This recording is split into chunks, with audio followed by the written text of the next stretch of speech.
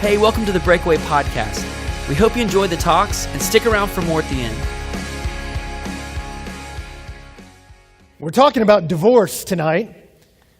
And some of you may say, why, Ben? We're not married. Heck, we're not even dating. Why would you talk about this subject? Well, because Barna's latest numbers say this.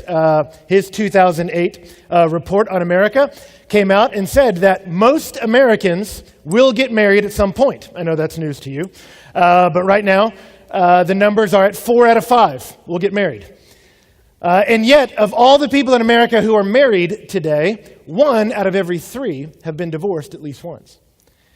And if you take that number and spread it out among everybody in America, all the populace of this country, if you include all of us, 1 out of every 4 people you might meet has been divorced. And those statistical numbers hold true for people who self-identify as Christian or evangelical as well. And so what does that mean? Well, it means this, to bring it home to us. If these percentages hold true in your generation, that means that about 1,000 of you will get divorced. Right now, the median age of the first divorce people in our country, according to Pew Research, is 31 for men and 29 for women. And I'll tell you this, I'm not too much older than you. I'm already seeing it in my friends. And not just in my friends, I'm already seeing it from students that graduated from our ministry and moved on. And so we need to talk about this issue. And I'll tell you, for a couple reasons I want to talk about it. Number one, there's a sense that I want tonight to be preventative. I don't want this to be your story. But more than that, truthfully, I think most of you tonight, the feelings that you feel so strongly are not a fear of your possible divorce in the future. I think for many of you tonight, the feelings that are much more powerful are the pain from the past divorce of your parents. And so we need to talk about this because the reality is divorce lands hardest on the kids. And some of you are still reeling. And here's the deal. In our culture today, divorce has become so common, we think it's normal. But it's not normal. It's devastating. It was interesting. Back in 1960, according to the U.S. Census, 87% of children grew up with both of their parents. But something happened in 1969. It was the inauguration of the no-fault divorce. That it came out in our country, it entered, you could get a divorce and not have to assign blame. You could just move out and say, hey, we don't want to be married anymore. And the prevailing thought in those days was this, hey, if the parents are happy, the kids will be happy. And if the parents aren't happy in divorce, aren't happy in marriage, they should be able to get out. Let dad go sleep with somebody else, let mom go do something else with her life. And so if the parents aren't happy in this marriage, let them get out. Happier parents will equal happier kids. And so divorce could be a great solution for all of us. And so that idea was prevalent starting in 1969. And the number of kids living with both their parents plummeted. Right now it's about 64%. And so the reality is we've had about 4 decades to test that thesis. Is it what's good for the parents, good for the kids? Is divorce good for kids? And what we found is that thesis is not only wrong, it's tragically and terribly wrong. And so Caitlin Flanagan wrote an article in July of 2009 in Time magazine, and she says this, there is no other single force causing as much measurable hardship and human misery in this country as the collapse of marriage. It hurts children, reduces mothers' financial security, and it has landed with particular devastation on those who can bear it the least, the nation's underclass. No single force causing more measurable damage than the collapse of marriage. Does that sound overstated to you? Well, she's not done. And she says, on every single significant outcome related to short-term well-being and long-term success, children from intact 2-parent families outperform those from single-parent households. Longevity, drug abuse, school performance, dropout rates, teen pregnancy, criminal behavior and incarceration. If you can measure it, a sociologist has, and in every case, the kids living with both parents drastically outperform the others. She said, if there's anything you can measure in the life of a child, it's been measured. And something we found out over the last 4 decades is this: you get anything, short-term, long-term, education, jail time, longevity, teen pregnancy, whatever it is, the kid from a divorced home suffers astronomically more. And so this is not a good thing. And some of you in this room feel this very deeply, and you go, Ben, I don't need to know the statistics. I feel this. Some of you remember it. I remember it. I remember sitting down on the couch at 10 years old and my parents telling me, we're getting a divorce. And I remember feeling like the lights just got flipped out in my heart. And some of you remember what that's like, that this little bubble of safety, this place that was meant to be where you could go and all the dangers of the world could be out there, but this home would be safe. Some of you know what it feels like to, in that moment, see that place of safety explode. And home's not home anymore. And the University of New Hampshire came out with a study of how divorce impacts children at different ages. And it said from preschool children, kids 3 to 5 years old, it says they frequently believe they are the cause of their parents' divorce. If I would have eaten dinner or done the chores, Daddy wouldn't have left. And it said many preschoolers revert back to baby-like behavior, wanting a security blanket or old toys. They wet the bed again or become aggressive. It says of elementary school kids, it says some psychologists believe the adjustment to parental divorce is even more difficult for the elementary school children because they're old enough to understand that they're in pain, but they're too young to understand or control their reaction to the pain. And then it says of teenagers, they experience anger, fear, loneliness, depression, guilt, and some of you know that real well. You responded to your parents' divorce either by lashing out or withdrawing. And you feel this. And many of you can remember these days. You remember the custody battles. You remember trying to figure out holidays, who's going where, how do I split time. You remember your mom's income plummeting, single parenthood, having to move to a lower income bracket, move to a smaller home. You remember that feeling. And some of you, quite honestly, you're still in it. You're in this and you know the stress of the holidays. Holidays don't sound like fun to you because a holiday is where you have to step in and be the parent and say, okay, which house am I going to go to? How are we going to divide this up? And holidays become work to try to make everybody happy. Or some of you, the reality is your parents' divorce has lodged into your heart a desperate search for approval. And you're going to all different places to try to get it. And many of you, you're haunted by a fear of losing relationships. You're scared of losing friends or loved ones because you think you might break it. And it comes from this. And some of you, if I can just be honest in here tonight too, the way you use alcohol and the way you use sex right now, it's a coping mechanism. You're just trying to medicate away the pain. And so much of your party lifestyle right now isn't even fun. All you're trying to do is to block out the pain of the reality that home isn't home anymore. And I got news for you, and this is fun.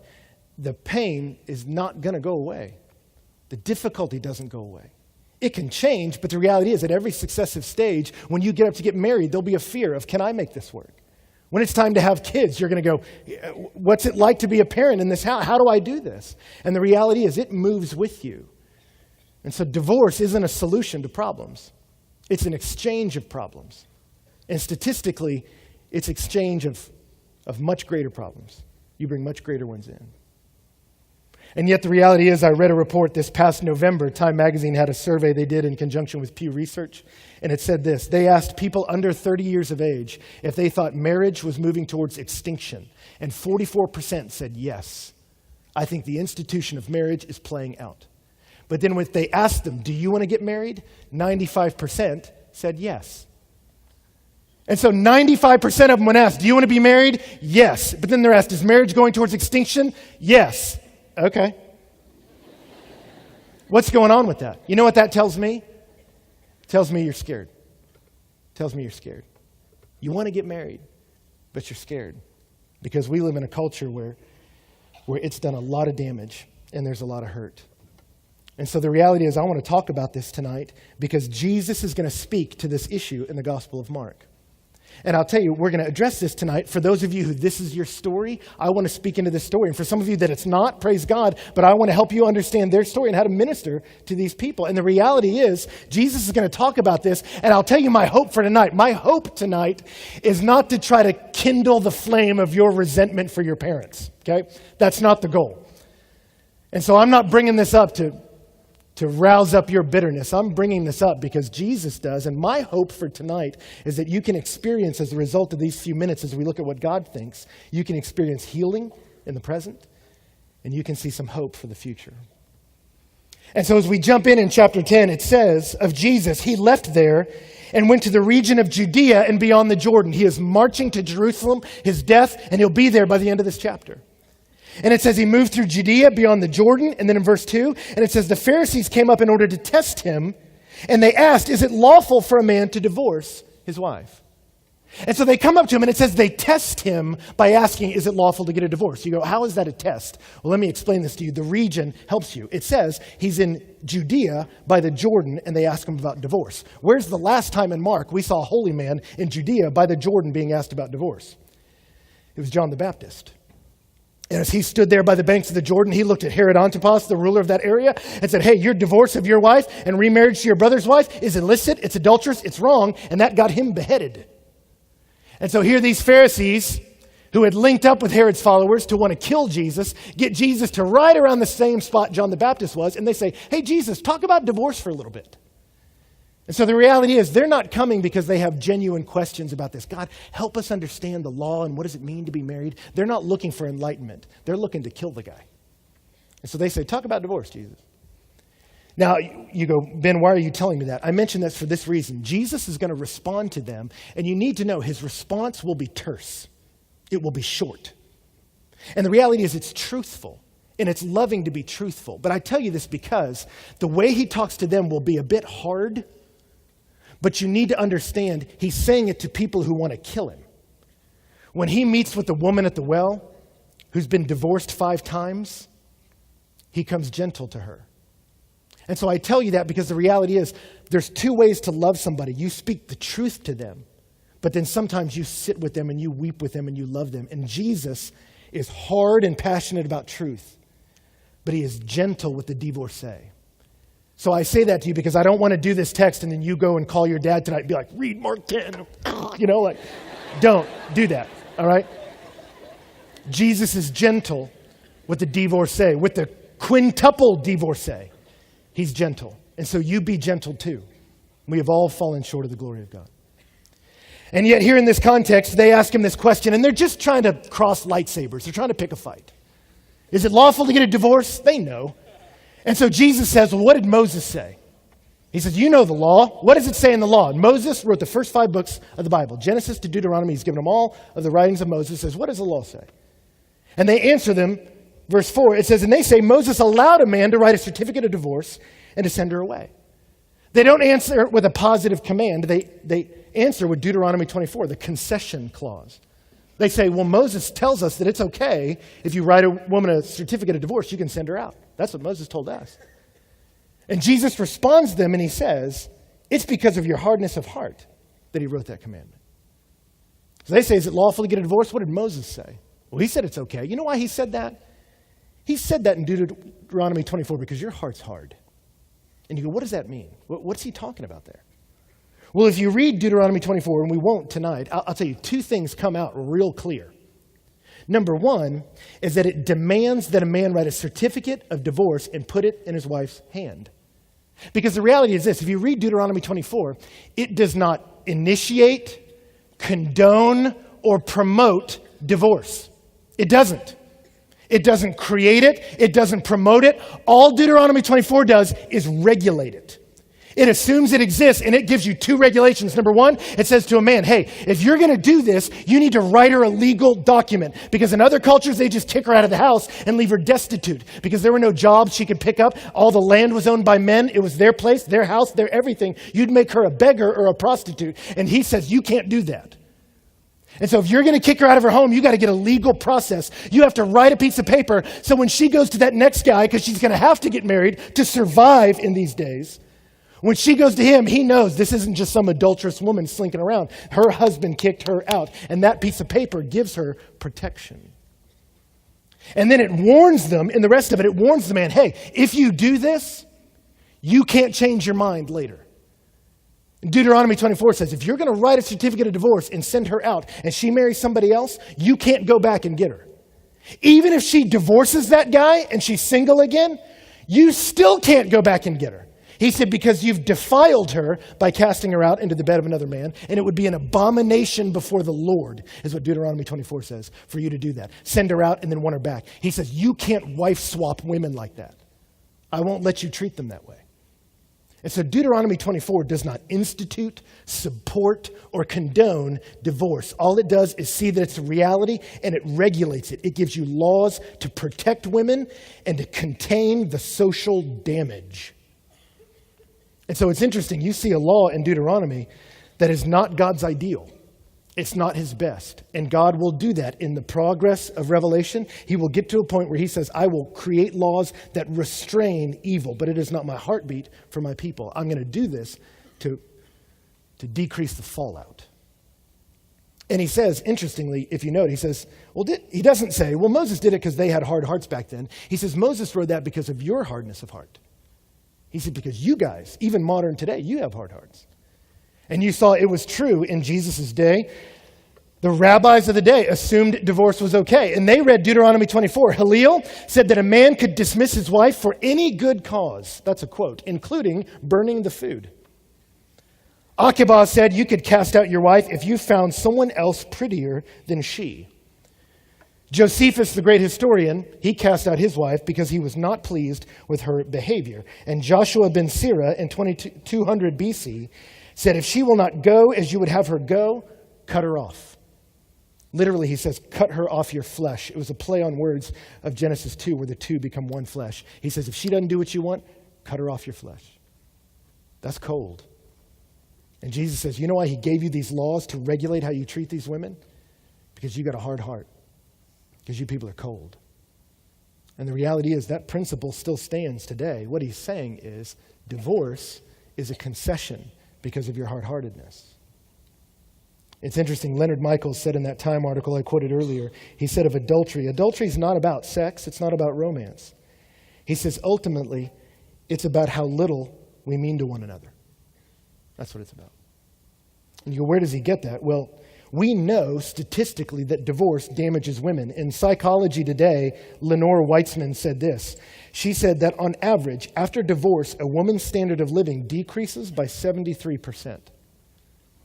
Because often she stayed home with the kids, he's gone out and got a job, and when he leaves, she's left there, and she has to move to a cheaper home, maybe a tougher neighborhood, have diminished funds, no more vacation, there's pressures in the home, she gets a job, you're a latchkey kid. It's hard on the woman. And we already went through all the statistics. It's hard on the kids.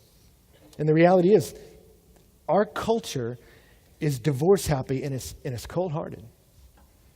It's interesting. I watched a clip from a movie yesterday, a movie I remember watching in the 80s called Flash Gordon, which I'm not commending to you. It's garbage. But it's this space odyssey. And at one moment, Flash is trying to save his girl who's about to get married against her will to the merciless Ming. And at their wedding, Ming is standing there, and the wedding is meant to be this farce. It's in this supernatural somewhere else in the world. And they say in the wedding vows, they say, Ming, do you promise to use this woman? And he says, absolutely. And they say, Ming, do you promise not to cast her off into space? And then he looks at the priest, and the priest says, that is until you're done with her. And he says, of course, right? And that whole idea of stepping up to the wedding day with that selfish view of marriage, I will use you and then move on, is meant to look funny. It's meant to sound ridiculous. Who would go to their wedding day and talk that cheaply? And yet you look at our culture today and you've got Kanye West calling out everybody in the house, yell, we want prenup, we want prenup. And you realize something's happened in our culture. And what happened is, and I don't have time to go through all this, is the reality is there's been a shift in how we see marriage. We see it as a contract rather than a covenant. A contract says, I'll do for you, you do for me. And as long as we do, we stay in this contract. But if you fail on your part, I'm out. A covenant, the kind God makes with his chosen people, the kind that marriage is intended to be, a covenant says, I promise to love you for better or for worse, in sickness and in health, richer or poorer. No matter what happens, I'm not going anywhere. And marriage is meant to be a covenant. And yet we break it so often, and the reality is, it's because of selfishness. It's because of a hard heart. It's because I'm done and I want to move on to something else. Now, in saying that, I'm not saying so all divorced people are cold-hearted. I'm saying everybody is. Jesus puts a blanket you out there. He's talking about humanity. There's something wrong with us. And so don't rush to judge the divorcees. There's something broken in all of us. We're a selfish people. And divorce is not God's heartbeat. He said it was constrained by Moses because of your hard hearts. And then Jesus takes his turn and he quotes the Bible. And he quotes Moses, but he backs it up to Genesis. And he says in verse 6, but from the beginning of creation, God made them male and female. Therefore a man shall leave his father and mother and hold fast to his wife, and the two shall become one flesh. Now it's interesting, they quote Deuteronomy. You can send the woman away. And Jesus says, that's because you were hard-hearted that you would do something like that. He says, but God said the two become one flesh. And so it's interesting, he quotes that. And now the big question is, what's Jesus going to do with that? Is he going to say, well, God, his created intent was that the two become one, but you guys are still hard-hearted. And you know what? God love you. You're a mess. And so, you know what? Go ahead and get divorced because I don't know what to do with you people. Is he going to do that? Or does he look and say, yeah, Moses limited it, but the reality is God's intent is for the two to become one. And the reality is I am here to destroy the sin that is threatening that and to release a power in my people that will give them the strength to keep that bond that is a picture of my love for my covenant people. What he thinks he's going to do? Well, he quotes Genesis 1, Genesis 2, and then he draws three conclusions of it. He says, God made them male and female. Therefore, a man will leave his father and mother, hold fast to his wife. The two become one. And then he draws three conclusions. He says, and so they're no longer two, but one flesh. He says, God came up with this idea of a male and female, and he made them to fit, not just physically, but in every part of life. And he says he created the two to become one. There's something mystical and powerful about marriage. That's why it exists in every culture, no matter where you go. We all have marriage. It's transcultural. That's why even though we see it ravaging our people, 95% of us still say we want it. Because there's something not eternal, there's something supernatural and deep and substantial about it. We can't let it go.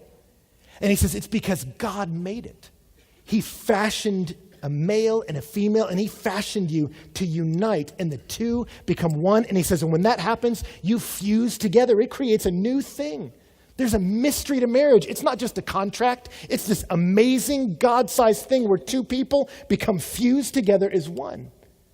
And so he says, now you're one creation. And in verse 9, he says, and therefore, what God has joined together, let not man separate. And those are his two other conclusions. He says, the two are now one. You're a new creature. And then he says, and God did that. He says, the thing about marriage is, it's not something you put together.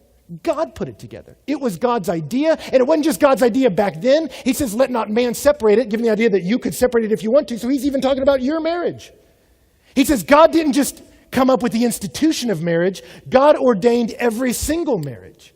God brings people together. It's his work. He's the one who creates married couples. And so it has you taking her on a date to Chewy's, you buying her stuff and meeting her parents, and you getting a ring and standing in front of a priest or justice of the peace, that's all secondary. He says, your marriage was instituted by God. It was his idea. And so he put it together. God is the author of marriage, and therefore, man shouldn't separate it.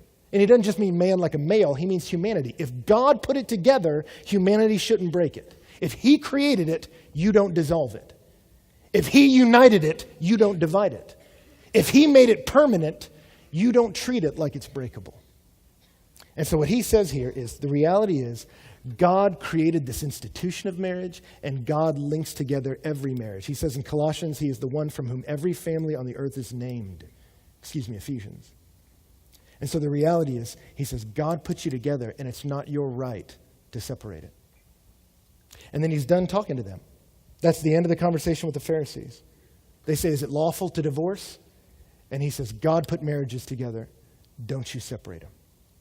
Don't you separate them. And so you go, man, all right. Well, how does that gel with Deuteronomy? Well, quickly, Jesus isn't abolishing the law. He doesn't say, well, Deuteronomy doesn't count. But he didn't just come to affirm the law either. Jesus came to fulfill it. And that's why he said in Matthew 5, do you remember? You've heard it said, don't murder. I say, don't even be angry. Hold bitterness against somebody. You've heard it, don't commit adultery. I'm saying, don't even look lustfully at a woman. He was always taking the law and taking it to its highest. He said, I'm not just trying to create a people who can be legislated. I'm trying to create a people who love. And everything they do is for the good of other people. And so I'm here to fulfill that because you can't. And so I'm going to live the perfect life you don't. And then all the horrible things you've done, I'm going to let the penalty for them land on me and kill me. And then I'm going to rise from the dead. And I'm creating a community that can be people who have the power by the grace of God to live out God's ideal for marriage, that the two become one. And so he enters the house with his disciples and he says, hey guys, in my house, in my new kingdom, we don't divorce. You don't leave your wife. You don't leave your husband. You don't do it. And he says, my new house, my new kingdom, my people, we don't do that. We don't do that. Now, are there places where divorce can happen? The reality is Matthew 19, Matthew 5 leaves an idea, I think a compelling argument that there's situations in adultery, situations where there is grounds for divorce biblically. 1 Corinthians 7 talks about if you're married to a non-believer, you weren't Christians, you become a Christian, they leave you. He says there's nothing you can do. And so there's these ideas where in our broken world, sometimes it happens. And yet, I've found that mostly when we do talks on divorce, those two passages, those idea of those concessions, we spend about 60% of the sermon on those.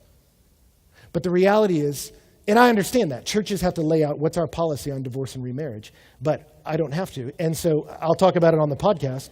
But what I want to do is I want to keep the emphasis where Jesus does. Because read Mark 10. They say, is it lawful to get a divorce? And his answer is, don't. Well, what if, let's just say hypothetically I did. Don't. Yet if one was compelled, don't. Don't. It's not God's heartbeat. What God has joined together, let no one separate. Divorce is not meant to be seen like taking off a garment. It's meant to be seen like amputation. He says the two have become one, and you don't cut your arm off except in the most extreme of situations. You don't do it. You don't do it.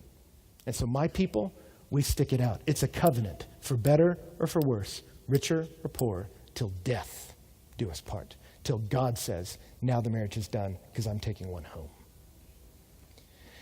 And so what do we do with this? Can I give you two things to conclude with? Where am I going with all this? Obviously, again, I don't want you to get a divorce. But point number one in application is this. Divorce, it's not God's heartbeat. It's not his heart. And some of you need to let that sink in because the reality is maybe you've been told it's not that bad, it's okay, and it's not okay. It's not okay. I remember when I graduated college, I went straight to being a youth pastor. If you can imagine trying to run a ministry and minister to kids at 22, I was like, what am I doing? You think you can do it, and then you get there.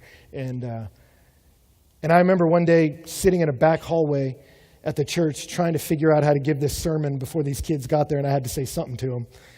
And I remember one of my little junior high guys walked by.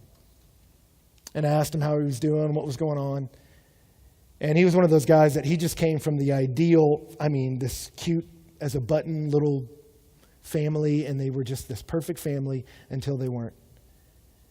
And I knew that his dad had just moved out. And so I asked him, how's it going, man? And he said, it's okay. And I said, what'd you do this weekend? He said, well, we helped my dad move into his apartment. I said, how's that going?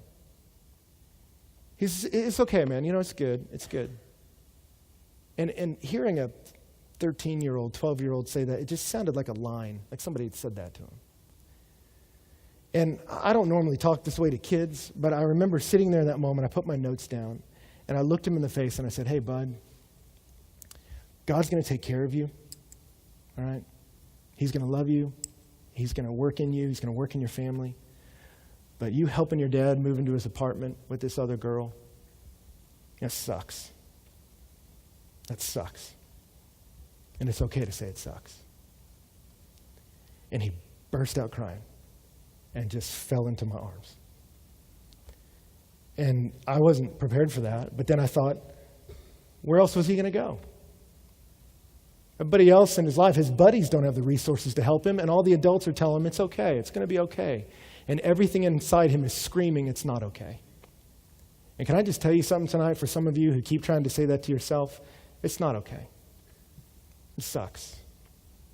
And God can do marvelous things to heal you. He can do amazing things in your family. I've seen him do marvelous things in mine. But divorce as an institution is terrible. And it's right to call it that. And I don't think it's an accident in Mark that the very next story that comes is you see Jesus tell them this, and the very next thing that happens is there's children that want to see Jesus. And Jesus says, let them come. And the moment ends with him scooping up children in his arms and blessing him. And some of you tonight, maybe the best thing you'll do in college, you're finally at a place where you're starting to realize you've got anger and you've got disappointment and you've got bitterness and you've got guilt and you've been affected by this maybe more than you thought. Some of you, you just need to let that in and acknowledge this is terrible. What happened was not the way it should be.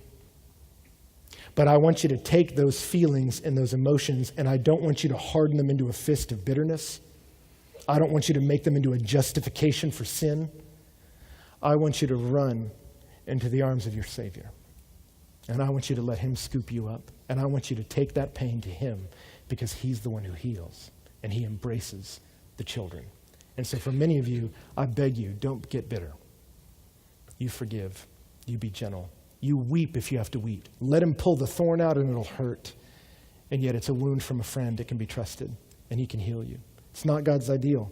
It's not what he wants. He weeps with you. And yet I'll say this too, for many of us, when we see that we hate divorce, it's easy to judge the people who got divorced. And it's easy to look at them and say, yeah, look what you've done, you know. And the reality is, I don't want you to be that kind of person. Because as much as Jesus gives this hard truth, there's something beautiful for the divorcee in this, and it's this. It says, hey, this isn't God's ideal. God meant for families to stay together, and in his kingdom, we are never meant to separate. You take divorce out of your vocabulary. Why? Because Ephesians tells us it's a picture of the love of Christ for his church. That in Isaiah 54, God said to his covenant people, he said, your maker is your husband. And so he said, hey, though the mountains may shake and the hills be removed, my hesed, my covenant-making love, will never move. And he says, God's ideal is that we never move. Why? Because that's a picture of how I love. And I want your little marriage to be a picture of how I marry. And if your marriage falls apart, guess what? Mine never does. The earth will crumble before I ever divorce my bride, the church. That's our God. That's our Jesus. He says, I'm coming to rescue you. And what's beautiful is you get passages like Hosea where God's people are pictured as a wife who won't stay home and keeps sleeping with the neighbors. And yet God will never give up on her. And that's what Jesus is like. I mean, you look at what we did to the world. You look at when God made us in his ideal. You think your family's dysfunctional. The very first family, like there's only 4 people on the planet. One of them killed the other one. I mean, we screwed this thing up pronto.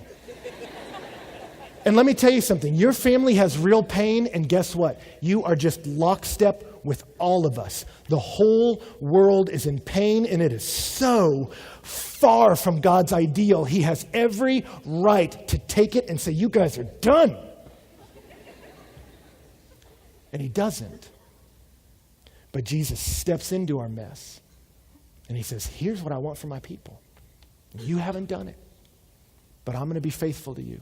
and I'm going to be true, and I'm going to go to the cross to die for your sin. All the horrible things you've done, the penalty of it will land on me. That's the kind of love I have. While you're sinners, I will sacrifice until I die for you. That's our God, and he will never divorce us. And so when you come to him like a child with hands open, he embraces you. And so let me tell you something, that Jesus can look at the woman at the well who's divorced 5 times, and he says, I'm here to give you living water. I'm here to give you life. You've made a mess of the covenant of marriage, but I love you, and I want to pull you in. And so can I say something to you tonight? I want you to run into the arms of a God who will never leave you, never forsake you, who came to get you, forgive you, and the arms of Jesus are wide tonight. And they take in murderers, they take in fornicators and liars and adulterers. They take in divorcees, so don't you judge and condemn them. He doesn't. He condemns divorce, but he loves his people, and he wants to redeem and restore and heal. So you run to the arms of Jesus to comfort you, and then you see that those arms are wide enough for even the people who hurt you. And you pray that God will do a healing work in them beyond what you can ask or imagine. And so it's not his ideal. It's not what he'll do. And the beautiful thing is when we run to him, he will carry us all the way into forever because he's faithful. Let me pray for us.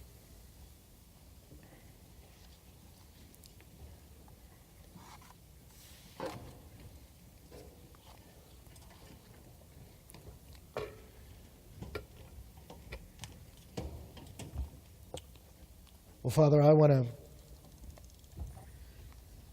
I don't know what everyone in here is feeling tonight. But I do know my experience and the experience of people I know and friends. And divorce did enormous damage. And God, I think of the songs that resonated with me in college that said, I will always feel weird inside. I'll always feel lame. And I remember hearing that and thinking, I think that's true of me. And so, God, I remember that pain and feeling like the wound goes so deep. And God, I pray for us tonight that we wouldn't hide it or pretend like it's not. I pray we would let it be what it is, and we would weep over it and see it as big. And what happened to our family was awful. And then pray that we'd put it in context and say, whatever is happening in the world is awful. Everything's broken. Nothing's as it should be. This whole world is broken. And yet, all this darkness, all this pain, all this horrible things, God didn't cast us out, but he came to us. And as deep as the darkness is, Christ is the light of the world. And as much as we spurned him, he moved towards us. As much as we spit on him, he blessed us. When he was beaten, he embraced. And he lived the perfect life we could not.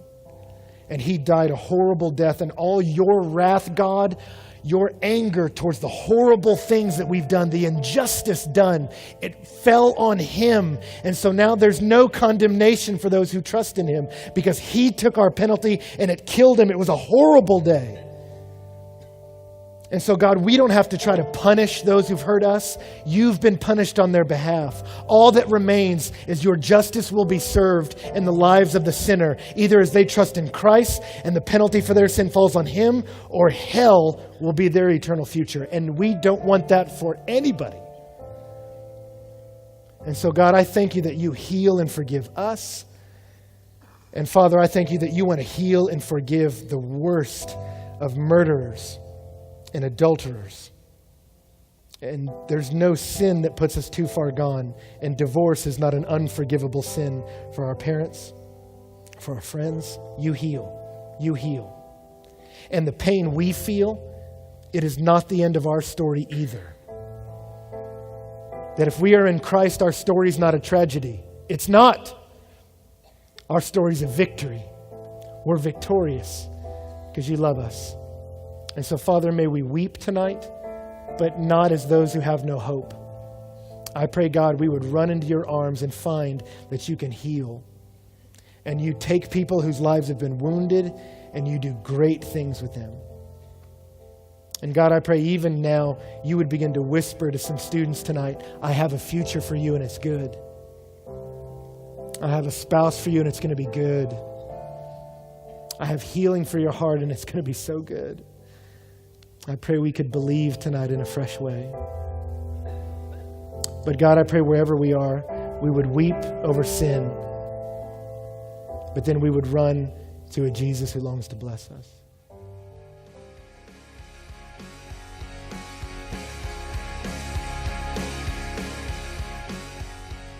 Welcome to the Breakaway Podcast. We are here this week in College Station, Texas, continuing in our series on the Gospel according to Mark. And we have been now gotten over the halfway point of this semester. Indeed. And so it's been an awesome semester already, and we have about 5 Tuesday nights and 1 Parents Weekend left. So we have 6 total breakaways left. That's right. So it's here we are. And one of those is all worship. So we have 5 of these left with a microcast or 2 Yes. splashed in. I love that we've created this new name for the podcasts that aren't like this. I do too. We should make a shirt. Okay, I microcast. let's do it. We are not doing that, people. But we had an amazing night because, first off, we had lots of visitors last night. Again, This is kind of the second week where we've seen people coming to hang out. There's a group from San Antonio that came up, Yep. UTSA, and then a lovely couple, an older couple that came in all the way from Myrtle Beach Yeah. and just like made the trip out. The South Carolina campus. Yeah.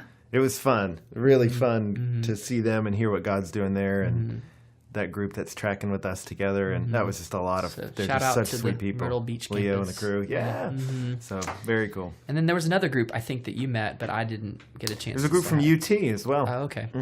That were just telling me some exciting things God's doing at UT and just how he's moving among the students there. So it was awesome. It was very encouraging to meet them. And so, yeah, tons of activity all over. Exciting times. Yeah. And so we have gotten to the spot where you talked about divorce last night. Yeah. Which actually wasn't something that you had originally planned on doing. No, because, like so the way we're moving through Mark, you're just trying to pick up big narrative themes. In the section we're in, the journey to Jerusalem, the major themes are, Jesus predicting his death, the disciples misunderstanding that, Jesus teaching on true discipleship. Those are the major themes. And this fits under that because he's calling you to a radical new way to see marriage. But if we were just trying to cover themes, you probably wouldn't have stopped like this. But it was just one of those things that you're like, we can't zoom past. This issue is so real and so relevant, directly relevant to our students. And this is the age for many of them where they're processing it in a new way they've maybe never processed it before. You're like, we need to talk about this with them. And I really wanted to give them space to grieve over it, but have hope too. And I just feel like a lot of times students don't have that space, or people don't have that space. And again, rightly so, but most sermons focus on when's it okay, when's it not, when can I get remarried, when can I not. And it's valid to do that at churches, and you need your church to take a stand. This is where we are in these issues. But for us, I just felt like with our group, we need to give them space to grieve over the loss, but then have hope because Jesus is a redeemer. And so anyway. And it really ended up being, for those of you who don't get to come on Tuesday night, it ended up being just that. I mean, we had space in Reed Arena for students to sit for a good 30 minutes after breakaway and just, I saw individuals just kind of by themselves, friends praying over friends. And so we love that moment, and we don't get to do it enough, but I'm so glad that we took that time last night. It was cool. I mean, our whole care team was praying with people. The band stepped forward and was praying with people. It was pretty powerful, man. And very grateful for all of them to step in and be ministers in that moment in a different way. And it was awesome. Well, and you mentioned it toward the end of your talk, just the idea of running to the children coming to Jesus, the way that passage kind of ends. And so we sang, which people wouldn't know this, but we sang a song that had the lyrics like running to your arms, Yeah. your riches are enough. And just like that whole idea of running into the arms of Christ was such a huge kind of ending point for a lot of people, and so appropriate. So Cool. it was good. But I know here we like to give you this opportunity to kind of clarify some things or bring some things up that, we didn't have time for. And so let's do that. I mean, just hit us with whatever you want. Well, we'll try to keep it short. I got a Okay. couple things, but we'll be concise with it. First one, this is something that stood out to me. The common thing you heard in Christian circles a lot about divorce is it's 50% of marriages. And the numbers I presented are different. But the numbers I presented, I used 3 sources: Barna Research, Pew Research, in conjunction with Time Magazine, and the U.S. Census. And they were all from 2008 to 2011. And so these are up-to-date numbers. And they are. Some people looked at them and they were like, wow, this is great. Divorce plateaued and has decreased in this country. And we could celebrate that, except last year, 41% of children born in this country were born to unwed mothers. And so people are like, oh, there's less divorce. And you go, yeah, what the numbers are telling us is it's less people are getting married. The dad's not from the picture to start. And so if you're looking at marriage and 2 parents being there to raise a kid, that's not happening. And I just alluded to it in that Time article. She says it's landing with particular devastation on the poor. It is. The numbers are it's unbelievable when you look at the number of children in our country right now not being raised by both parents. And there's a lot that goes into that. And as soon as you say that, there's a lot of pain in that. And some people will go, wait, you don't understand our situation. And I'm not trying to condemn anybody by saying that. I'm just saying you have to look and go, there's a lot of pain in our country. And it lands with particular devastation on the children. And yet, that's not the end of the story. In Christ, our story is not a tragedy. Mm-hmm. And there can be wonderful redemption and healing. And we were talking about as a staff, 100% of the directors of Breakaway came from divorced homes. And God's done great works in our families. And I look at mine and what God's done in all of us, and you go, man, our stories are redemptive stories in Christ. They really are. So we want to keep that hope there. But you have to look across the country and go, there's a trend here that's very disturbing, and we need to know that. But anyway, so I wanted to throw that out there. Mm-hmm. Because at first I thought, oh, good, less divorce. And then you go, oh, actually, it's really not good what's happening right now. Well, that's helpful for us to know how to even pray, too, because I don't know if that's something that media is reporting really well or that, even people in leadership are shining light on. So we definitely should be praying for these families who don't have 2 parents. Absolutely. Because, again, putting biblical text aside, just doing statistical reports on children, you see it is difficult. It doesn't remove them from ever being someone God can use or being a value contributor to society. It doesn't, but you can't deny it hurts kids. And so we have to do all we can to protect a family. You know what I mean? Well, let's touch briefly on just some of the other issues surrounding divorce. Like I said, I didn't touch some of the ways to understand you. Okay, well, what if we did get a divorce? What do we say to that? Well, your major texts are, of course, Deuteronomy 24, I mentioned. There's some other Old Testament texts, Exodus 21, Deuteronomy 22, Malachi 2. Your major ones in the New Testament are Matthew 5, Matthew 19, Luke 16, 1 Corinthians 7, and Ephesians 5 about marriage. But the whole thrust of the Bible you see, and particularly in the New Testament, is you preserve marriage. And the people of God stay in it. And you just hear that message over and over again. You stay. Now, does that get messy? Yeah, because life is messy and sin is messy and it's hard. And so you have to go, if you're in situations where you're in danger or there's severe difficulty, you go get counseling, you go to your pastors, you go to your elders and get help, and you don't stay locked up in a house where there's some dark or disturbing things happening. And so you have to use wisdom with that. But the hope in the Christian story is always to move towards reconciliation and redemption and things like that. But you've got these texts in Matthew 5 and 19 where Jesus says, talks about divorce whoever divorces his wife and marries another commits adultery, except for sexual immorality. And he seems to put a clause in there in Matthew 19 where if there's sexual immorality, there's grounds for, I guess you could say, a legitimate divorce. And people read that differently, some people. John Piper takes a different view of that. I won't go all into his view, but I would commend, if you're studying this issue, you can read his writings on it in This Momentary Marriage, which is a book he wrote, or What Jesus Demands of the World. Or you can just go to his website, and he's done a full position paper. He goes to a very narrow view of there's never legitimate grounds for remarriage except death. All through the Bible, once someone dies, you're free to remarry. No one debates that.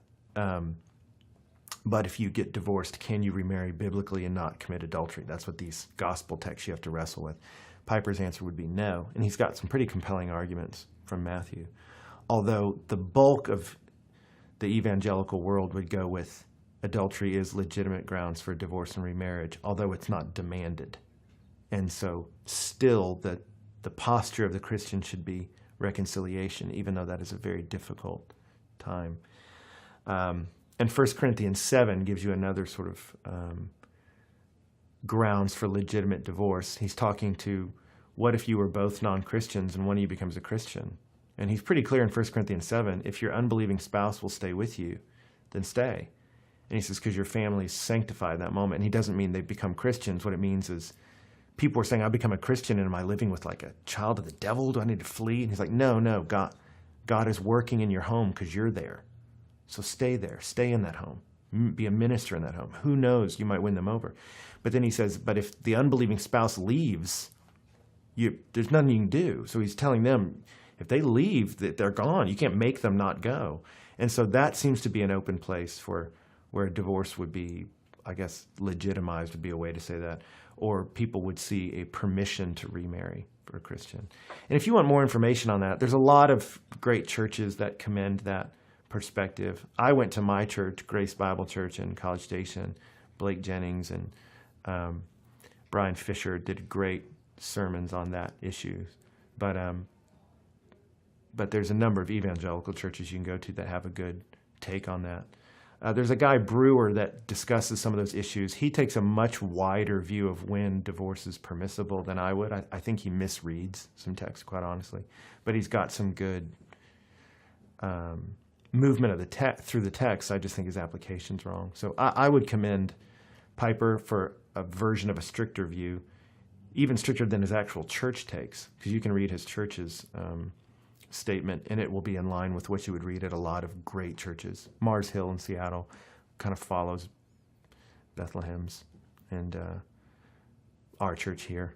And so I think that's the more, and if you pushed me, that's where I would land, is the Christian never counsels divorce. I wouldn't look and say, well, you should just divorce him. Like you're counseling reconciliation, but the places in the Bible where there's space are this sort of adultery space and sort of an abandonment issue where they just leave you. And there's nuance to that. But again, Tommy Nelson in Denton, I think, did a great job treating these ideas. So those were resources I would send you to if you're in the middle of struggling with your divorce and going, how do I understand all the edges? Those are some places I would send you that helped me. Last thing I would say, too, is just, I think everybody agrees on this in the Christian world right now, too, is you go, what if I divorced and remarried and I'm remarried? Like, I did it. Like, am I an adulterer forever, adulteress forever? Well, you stay. You don't leave that person and go back. You stay in the marriage you're in. And biblically, you see marriages that started as a mess. David and Bathsheba couldn't have started worse. It started with adultery and murder, and there's no worse beginning to a marriage than theirs.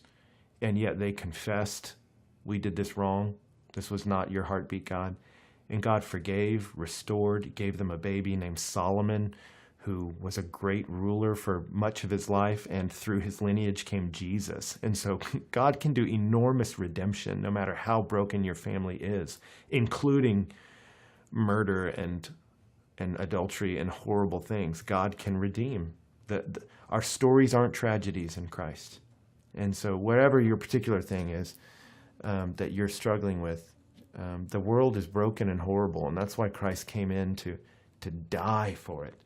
But he beat death, and he's beating sin, and there's hope in him. And so whatever you're struggling with, I didn't want to try to unpack everything, but send you towards some resources. Just know that you're not condemned. He's gracious with us. And while also keeping some hard lines that truly we can only keep by the grace of God. So I commend that to you. I think that's all I have, man. It's awesome. Feel Thank good you about it? so much. This has been great. And I've been encouraged just sitting here listening to you today. And last night was encouraging, but this has been great. So Good. thank you. And we appreciate everyone who's listening. And we just want to say thank you for joining us on this journey this semester through Mark. And so we're going to continue to do that. Just real quickly, we've got a few things that we wanted to let you know. We have Parents Weekend. Since we are a college ministry and we're on the campus of Texas A&M, they do Parents Weekend. And that happens April 16th, the weekend of April 16th. So that Saturday, we actually do a special extra breakaway on Saturday night at 9 o'clock in Reed Arena. And that is a great chance for those of you who maybe are out of town and couldn't come on a weeknight like we normally meet on Tuesdays. You could join us on Saturday night and be there with us and get your coffee and stay up late with the kiddos. Yeah. So we encourage you to do that. And then also those of you who are listening that do have parents and you are a student, invite your parents. We love kind of bringing everybody together. And it's a really cool moment seeing parents with students studying the Bible. And sometimes, some people, they do that and it's cool and their family does that a lot, but others, they never do that. So it's like a really neat moment to see parents coming into an arena, like a basketball arena, and doing that together. Totally. Well, and like you said, the emphasis is on parents and students bringing their parents, but the doors are wide open for everybody. So if you're sitting here going, well, I'm not a parent of a college kid, you can still come if you want to come. And for many people, Saturdays will always work better than a Tuesday night. But again, it'll be a little out of the norm for us. It has a bit of a different feel than a normal Tuesday night, but we like it. It's fun. It's awesome. So that's April 16th. Mark your calendars and join us, and we look forward to seeing you there. And then we will be back in Reed Arena this next week on Tuesday night at 9 o'clock. And we're about to pack our bags and go to Passion Conference this weekend in Fort Worth, so that'll be really fun. And then we'll be back this next week on Tuesday night, continuing in the series of Mark. So Stay with us. okay, see you soon.